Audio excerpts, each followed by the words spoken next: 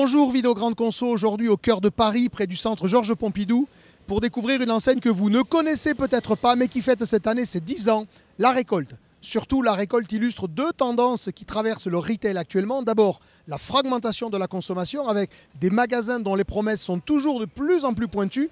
Ici, c'est bio et circuit court. Et puis, deuxième tendance, le mélange des genres entre d'un côté le commerce et de l'autre la cuisine. Suivez-moi. Voilà donc le plus grand magasin de La Récolte. On est dans Paris, dans l'hypercentre à Beaubourg, un magasin qui fait 150 mètres carrés, qui démarre ici, vous le voyez, par les fruits et légumes. Les fruits et légumes pèsent à peu près 30% des ventes de ce magasin, avec une particularité, il n'y a pas tous les produits possibles. Par exemple, aujourd'hui, il n'y a pas de radis, il n'y a pas de tomates rondes en grappe, tout simplement parce que ce n'est pas de saison ou ça ne correspondait pas à ce que voulait le magasin. Une autre particularité qui est intéressante, notamment pour tenir les prix, c'est d'acheter à un seul producteur et de tout prendre. Vous voyez ici avec les avocats, on a des produits qui ne sont pas nécessairement calibrés, mais ça permet d'avoir un meilleur prix. C'est encore plus frappant. Venez voir ici les kiwis. Le prix 60 centimes la pièce pour un kiwi bio, c'est quasiment le prix d'un kiwi de calibre moyen non bio dans un hypermarché. Alors pour ça, qu'est-ce qui se cache derrière? Eh bien tout simplement des produits qui ne sont pas calibrés, qui sont bio mais qui ne sont pas calibrés, qui sont de belle taille, vous le voyez ici. Par moment d'ailleurs, on se demande s'il y en a un ou s'il y en a deux. Parfois, tiens, regardez, c'est un cœur pour les amoureux. Donc on a vraiment des produits qui sont non calibrés, mais on a surtout un prix à 60 centimes la pièce qui est totalement imbattable. Après les fruits et légumes, on continue, on arrive dans l'épicerie et le frais libre-service.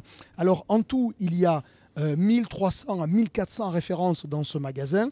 Acheté chez 130 producteurs, c'est du circuit court, ça veut dire concrètement que c'est le magasin qui contractualise avec chacun des producteurs. Il peut y avoir ensuite une mutualisation logistique, mais c'est réellement du circuit court. Alors on y trouve des pâtes qui viennent d'Italie, on a de la sauce qui vient de Lombardie avec, à chaque fois, vous le voyez ici, on a le nom du producteur, la coopérative Iris en Lombardie. Si on continue et que l'on va par exemple dans les soupes, eh bien on a le producteur de la soupe, Emmanuel et Christelle Perrier en Ardèche. Bref, chaque produit est identifié, c'est la particularité de ce magasin. Derrière chaque produit, il y a une histoire. On continue le tour de ce magasin et on arrive dans la dernière zone dans laquelle il y a la cuisine. Regardez ici, regardez, on est en train de préparer, où ça m'a l'air d'être une bonne sauce, ça, une sauce base tomatée.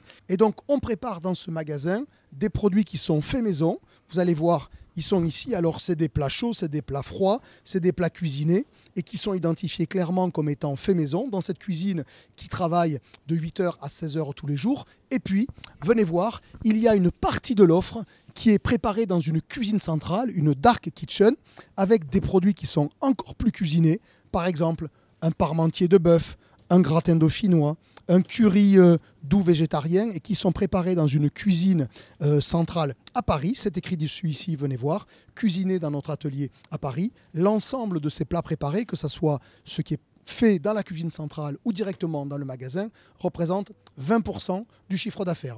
Globalement, ce magasin génère 1,8 million d'euros de chiffre d'affaires. Son record de clients quotidien est à 450 tickets pour un panier moyen qui est légèrement inférieur à une vingtaine d'euros. Et aujourd'hui, l'enseigne vise à se développer, notamment via la franchise.